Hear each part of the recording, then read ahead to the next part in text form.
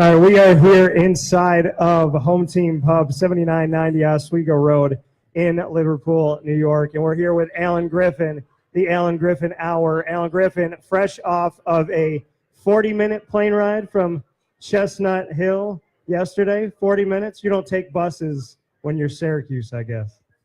No buses. Never buses. Never buses. Never buses. All right. Did you eat anywhere nice out there? I know that you talk about how Boeheim finds the places. You go anywhere out there? We went to a place called Straga. Straga? On the waterfront. It's an Italian. There's an Italian restaurant. All right. It's unbelievable. What'd you have? Veal palm. Veal Parmesan? Veal palm. It was good? Outstanding. All right. Sounds good. What are you getting here tonight? You know what? I don't know. Some chicken tenders, something. I don't know. So what do you like? What's your favorite? Wow. What's your favorite food? If I had to go to, it's Yeah, if probably you had a to go good to. steak. A good steak. A good steak. Good Oh, yeah, we steak. talked about that before. You like steak. Yeah. So good steak. that's you go after. So Allen Griffin's here with us. Allen Griffin of Syracuse Orange men's basketball, former player, current assistant coach, and they are fresh off a victory over Boston College after taking that L against Virginia Tech, which is good.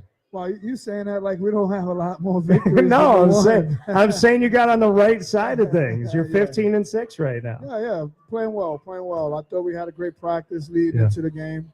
A couple of great practices leading into the game, and we just came out victorious. Guys play well. We executed the game plan.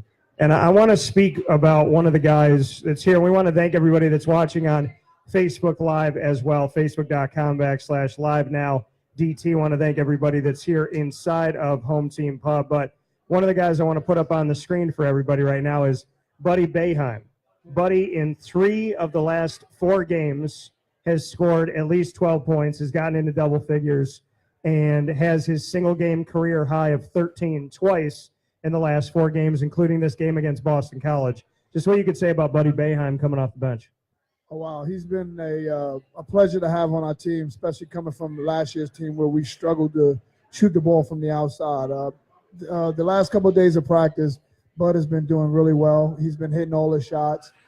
He's just been having great practices, and it's just carrying over to the game.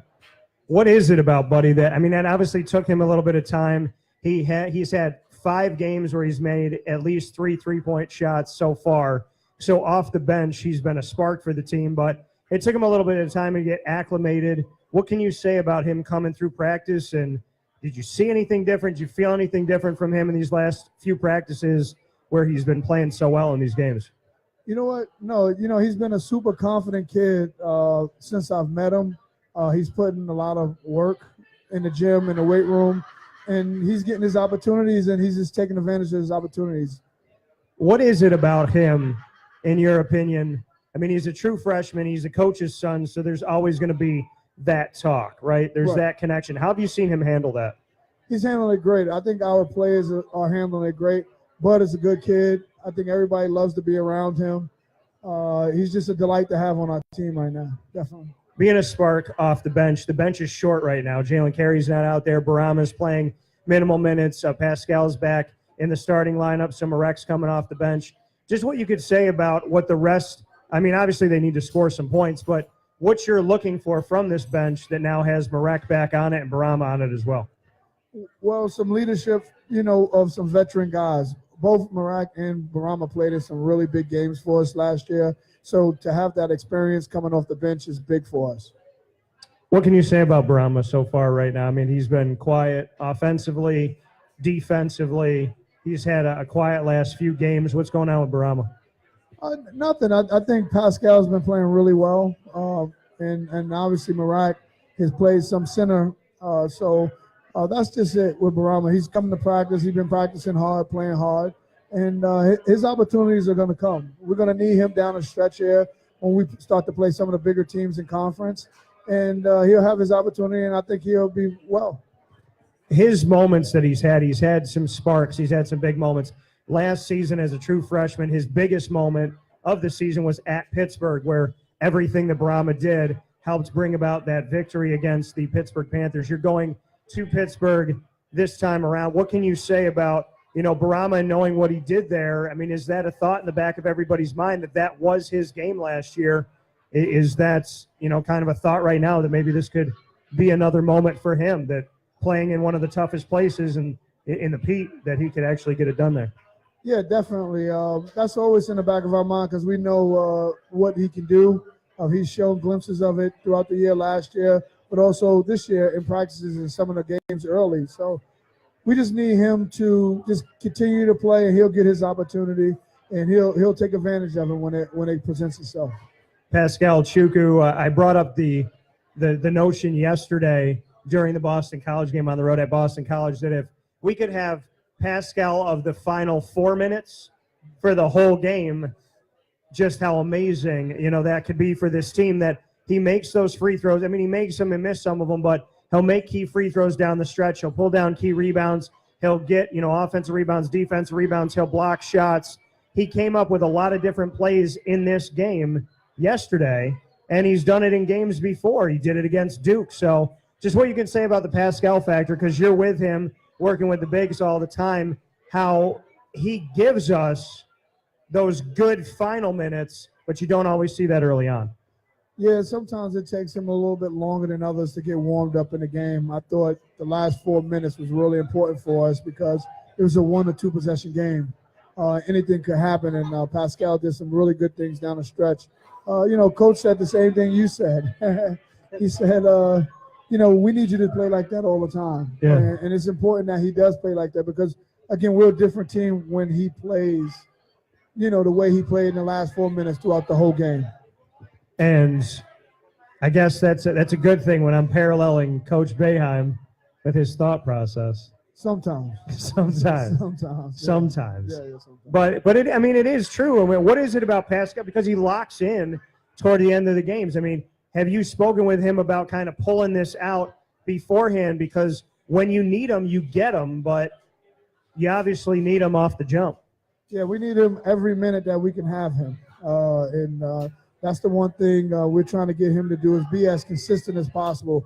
I think when we made the run last year towards the end of the year, he was so consistent, and it helped our team from the jump be some really good basketball teams. So we just got to continue to just work, and hopefully it'll come at some point and help our team make a run, towards March. Here at Home Team Pub, 7990 Oswego Road, right on Route 57 in Liverpool, in the Allen Griffin Hour, here with Allen Griffin, former Syracuse player and current assistant coach on the team. Of course, myself, Dan Tortora of Wake Up Call with Dan Tortora. We're happy to be here at Home Team Pub every month during the season. Pascal had a pass from Tice. Now, Tice has been looking for a lot of guys, and I think that, there's a focus on the fact that he can score, that he's gotten 30 points for the second time this season. He did it against Duke with 32, 31 against Boston College, but he's also helping the team out in assists. He had 6 assists yesterday. Nobody was close. A few other players had 1. Frank had 1 in the game in 21 minutes. So he looks over top to what should have been his 7th assist to Pascal inside in the paint right at the basket. What can you say about Pascal's hands and working on that and working on those moments and the hand-eye coordination and the timing of it all when these guys do dump it down to him? Yeah, that's just what it is the timing. The most important thing about Tice's assists last night, they all were 3-point baskets.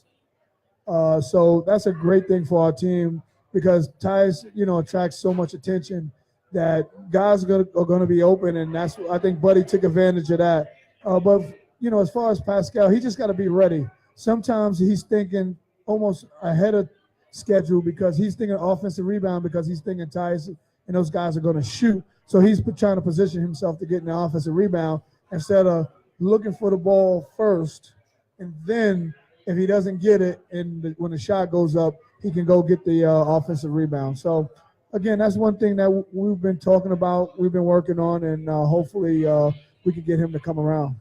Is it, when you look at this situation with Pascal and Barama and whatnot, is the timing of it all and getting the hands on the ball and going up with it, is it because they're unused to it, because they're not getting looked to a lot? So is that a factor in it at all for you, that these guys are maybe not expecting the ball to come their way and they're just getting ready for the rebound? No, not really. I just think, especially with Pascal, he's trying – that's one of his strong suits. He wants to get offensive rebounds. And he's just thinking ahead instead of thinking first, I might get this pass. Secondly, I can get the offensive rebound. So he just got to, just work on it. He'll be okay. That coming from Allen Griffin here with us in the Allen Griffin Hour. Let's go into the game last night. It was a game of moments. Boston College tried to make a bunch of runs in the second half. And the thing about, we brought up Buddy to start off the show. The thing about Buddy is he's not just hitting shots. He's not just hitting threes. He's not just 60% at times, 50% at times, but he's making these big-time buckets to tie games, take the lead, or expand the lead. He did that in the game against Boston College on the road at Chestnut Hill. Just what you could say about when his threes have come and just how important they've been in these last few games to stave off any type of opposing threat, so to speak, like you had with Boston College. Oh, yeah, definitely. In the game yesterday in the second half, he hit a huge three in front of our bench late in the game, which kind of gave us some more separation from BC, who was making a push towards getting it to a 1 to 2 possession game. Buddy's hit some clutch shots, especially against Pittsburgh the first half. He came in and opened up the game. So, again, we need all our contributions from everybody, and it just so happens that Buddy's is on this streak right now, and we need him to continue. And, to see these runs that came from Boston College, just what you could say, because they don't get a ton of respect for what they're doing out there. Jim Christian, for what he's tried to do, they're typically at the bottom of the ACC of all these 15 schools, but they're not an easy team to go up against. Obviously Chapman gave his threats. Kai Bowman does a lot, and he's been doing a lot over his time at BC. There's a lot of different guys that, can be a threat inside and outside for BC, and in a lot of these games that they lose in, the record doesn't adequately show when they're winning 2 to 4 games, 6 games in the ACC. We're not seeing the fact that they're hanging with these teams till the end. They hung with you into 2 possessions. So what can you say about what Boston College does to push you and how maybe they're a better team than what their record shows? Yeah, Boston College is a really good team, especially at home. The last couple of years, we've not had success up there in Chestnut Hill, losing to these guys. I think last, 3 out of 4, 2 out of 3, 1 out of 2. And last year, we went up there and we lost the game by 15 points or more. So this year, we came in there and we expected to go in there and play well. Again, we had some really good practices going into that game. And we shot the ball well in practice, and that's just what happened in the game. We shot the ball. The one thing that they do, they score up there. They score some points, and they shoot the ball well at home. And the one thing, if you want to beat them, you got to do the same thing. And I think we were prepared, and, again, we were ready to take the victory. You guys were 11 for 26 from three-point range. We know that when this team is on from three-point, you're extremely difficult to stop. But Syracuse has lived by the 3, died by the 3 in the past. So, what do you think about that notion and that piece of it? Would you like to see more inside play, more attacking of the basket, or are you comfortable with what's been going on? I mean, we will get to the game because last night's game was unique, but a lot of the times when Syracuse is not making threes, they keep going. I think in the game before against Virginia Tech, the team was 9 of 28 from three-point range.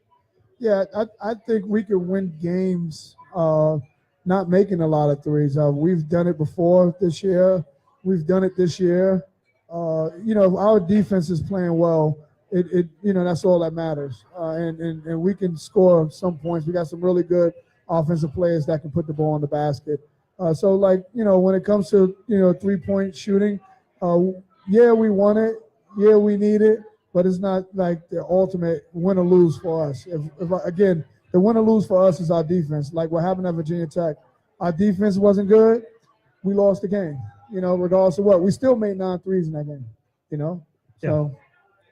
Now, in the game against Boston College on the road, you were even.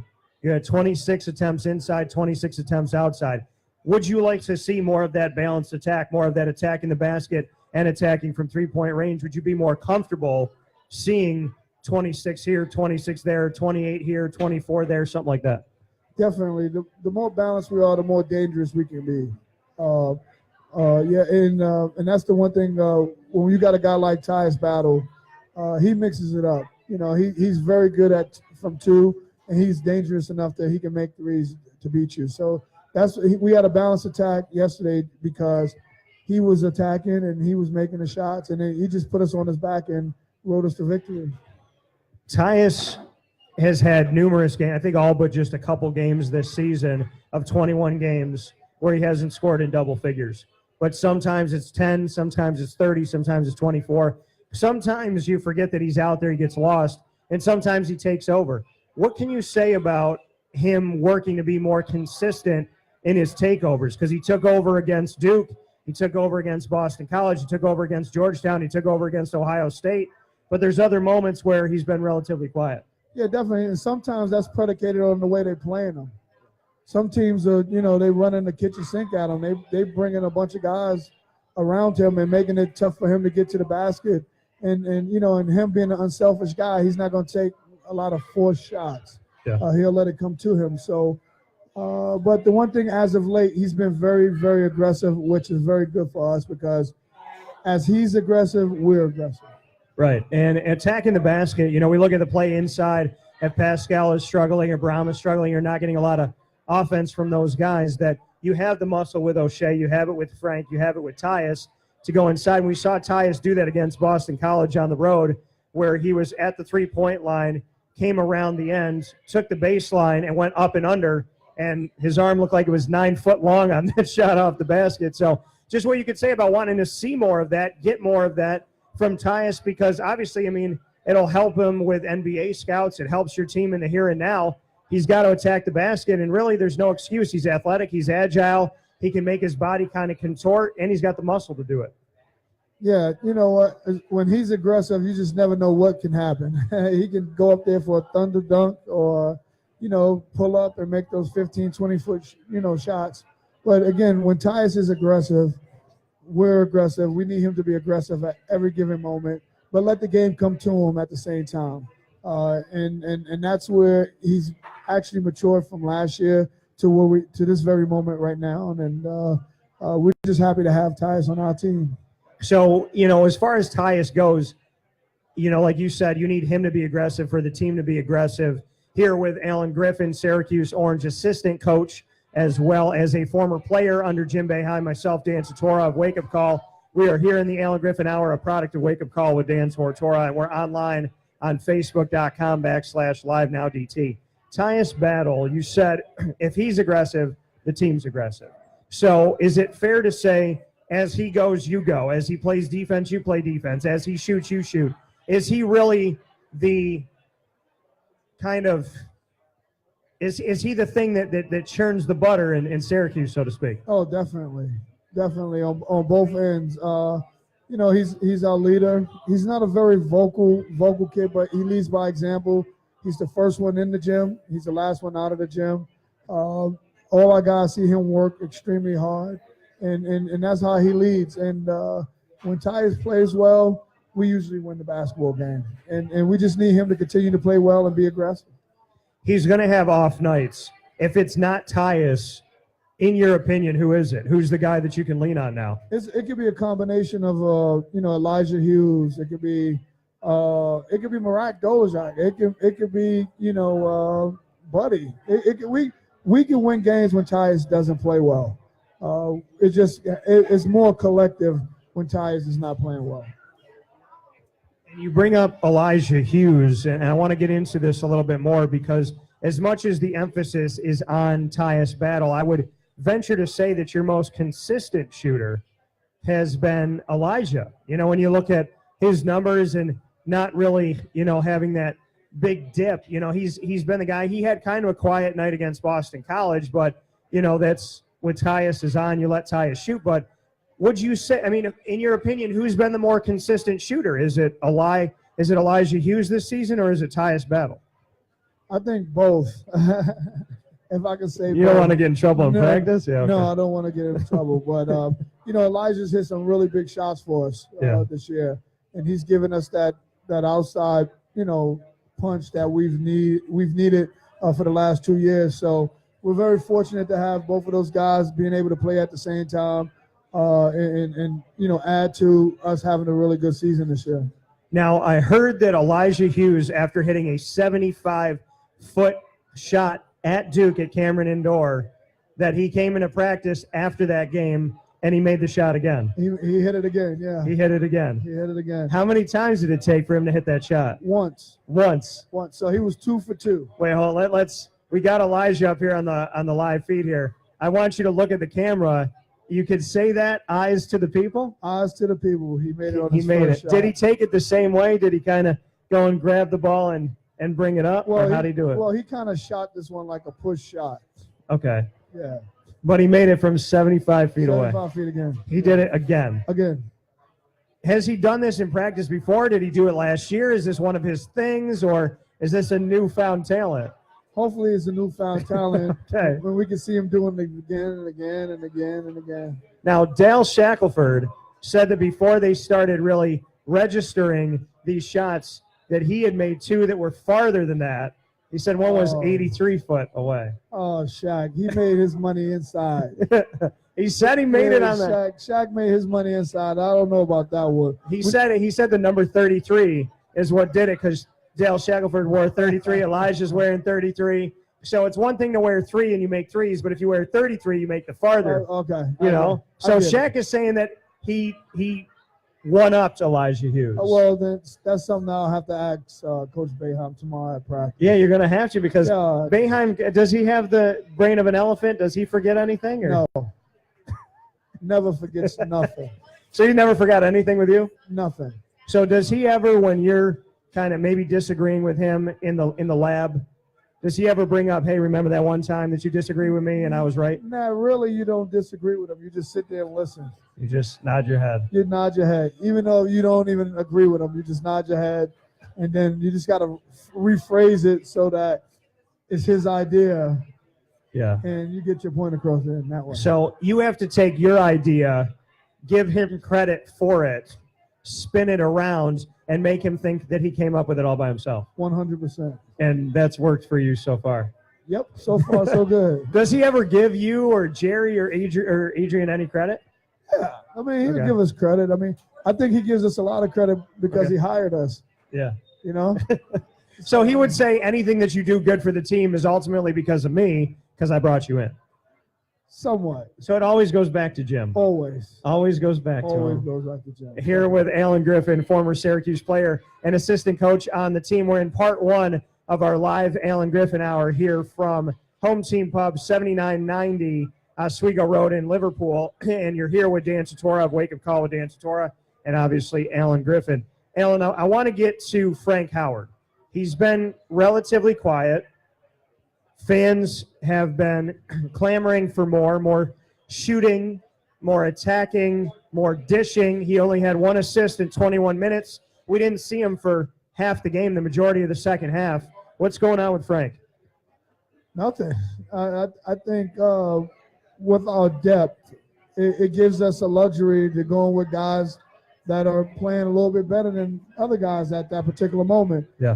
The way Tyus was playing at the point in last night's game, we felt like we needed Tyus with the ball in his hand, and then the way they was coming to Tyus, you know, we needed to get another shooter out there and see if we can get Buddy a couple of squeezes, and we got him some open looks, and you know, Buddy reaped the benefits of the way they played Tyus. So yeah, I don't think it was nothing that Frank did wrong. It was just Coach had a feeling of playing Tyus at the point where he was having a lot of success, and that was the history of it.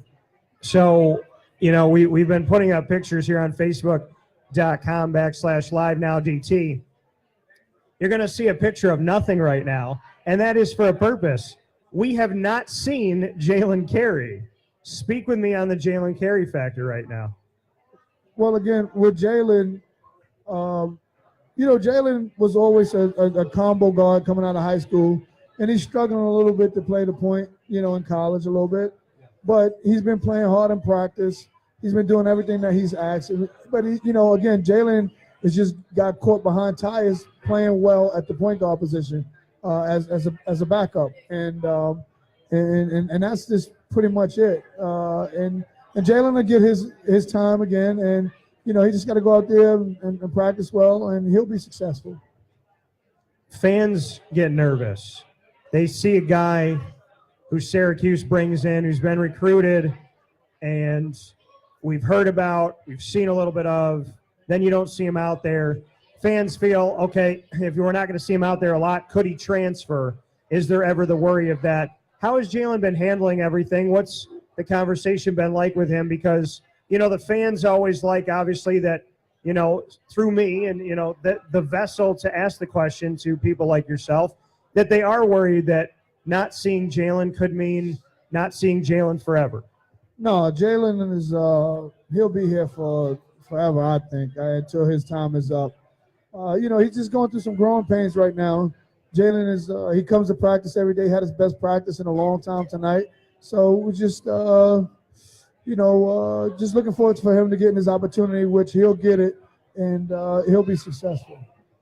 I want to get to Marek Dolezaj. You brought him up. We know that he can hit threes. He's done that before in the past year. He's done some good things, and we've seen him be successful from three-point. We've seen him be successful inside. His jump shot's been good. He's been a utility belt like Elijah Hughes with minimizing turnovers, getting assists, steals, blocks, rebounds. Marek Dolezaj, bring me into what he's been as a member of this team, even on the nights where he's quiet offensively. He's like the glue. When he comes in, it just opens up our offense. He does a lot of good things. He does a lot of little things that teams need for guys to be successful. And he's such a delight to have on the team because of those things. Like, he doesn't have to have the ball to make an impact on the game. And if you can have those type of guys be brought in all the time, you're going to have success, and that guy's going to have success also. What are your thoughts? Marek, I know he has off nights and on nights, but when's the team better? Marek playing more than half the game or playing half the game, in your opinion? Wow. I think it all depends on the game. Sometimes with him playing 18 minutes, that's just enough time for him to, do a lot of damage. I think when Marek plays, more than 25 minutes, he's playing a lot at the center position, which takes away from us being really good on defense with Pascal in the middle. So it's a tricky thing, but I think, when Marek plays, he makes an impact, and we're just fortunate again to having him. One final note before we take a step aside, take a break in the Allen Griffin Hour here from the Home Team Pub, which is on 7990 Oswego Road in Liverpool. I want to thank everybody that's out here. I want to thank everybody that's watching on Facebook.com/LiveNowDT. And you can obviously join us on Facebook. You see on the ticker here at Wake Up Call DT, Twitter at Call DT, and Instagram at WakeUpCall_DT. Last player I want to get to is Mr. O'Shea Brissett. Air Canada. Now, I want to say, though, that before the announcer said it in the Dome, he was three-point play O'Shea to me before they said it this past year. So I'm going to take credit for three-point play O'Shea. Okay, Dan. I'm going to take credit for that. Okay. Okay, in 16 years, I like to think I've come up with a couple things. Maybe. Okay, O'Shea can attack. He's got the muscle. We saw the throwdown, that monster slam against Boston College. He's also had some erratic moments going to the basket. What can you say about O'Shea Brissett? Because sometimes he's attacking and it looks marvelous. Other times he's attacking and it's a little bit of a head scratcher. I think when he's attacking, when it's a head scratcher, it's because he's rushing a little bit. He's jumping off 1 foot and he's trying to, one, create contact that's not there, but two, get the shot up before the contact happens. So, he had a lot going on sometimes when he's taking those erratic shots. But yesterday in the game last night, he did some really good things, scoring off 2 feet, which is more powerful for him. And it was just a delight to see. And he's going to hopefully he'll get himself together here and be a lot more consistent down the stretch. We need him to be. And we haven't really seen him be that consistent double-digit guy scoring. What has it been, in your opinion? They leaned on him the team leaned on him so much last year, and I spoke with him about the fact that, he doesn't have to have that pressure. He doesn't have to play 40 minutes. The team doesn't have to rely on him and Tyus and Frank all the time. because you have Elijah and you have Buddy, and Pascal has his moments inside as well and can hit some, big-time shots and whatnot. And Elijah obviously has been the biggest part of it. But what's going on with O'Shea, in your opinion? Because we're not seeing the prolific scorer that often so far. Again, sometimes he's pressing on offense. He's trying to score 20 points in 2 attempts, So, when he relaxes and play the way we know he can play, that's one, attacking the basket and getting to the free throw line. The one thing he's missing is that he's not getting to the free throw line as he was last year. Yeah. I think he's trying to get fouled. I mean, right. He's definitely putting his body out right. and trying to create the contact. It's just right. not necessarily happening. Yeah, when you try to create the contact 90% of the time, that always ends up bad for you. Yeah, because you throw up a awkward shot. Yeah, so if you take it strong and you make them foul you, it's a difference, Yeah. So, and I thought yesterday when he got the N1 in the second half, going to his right, that's what he used to do. That's what he was doing last year, and that's what he needs to get back to in order for him to be successful so he can get to the free throw line. That's coming. Talking about Air Canada, which I love. Air Canada, that's him. I love that. And he is a smart man because he's a Raptors fan. So we're going to take a step aside here. We are in the Allen Griffin Hour from the Home Team Pub with Syracuse Orange assistant coach and former player Allen Griffin, myself, Dan Tortora of Wake Up Call with Dan Tortora. We will take a step aside here inside a Home Team Pub as well as online on Facebook.com/LiveNowDT. When we come back, we put each other on the hot seat with rapid fire, and we're going to talk about a few other things going on this season, some thoughts that I have, including which one of the assistant coaches acts the most like a head coach from the bench. We'll talk about that in just a moment. Oh, wow. Don't say it yet. We'll talk about it in a moment.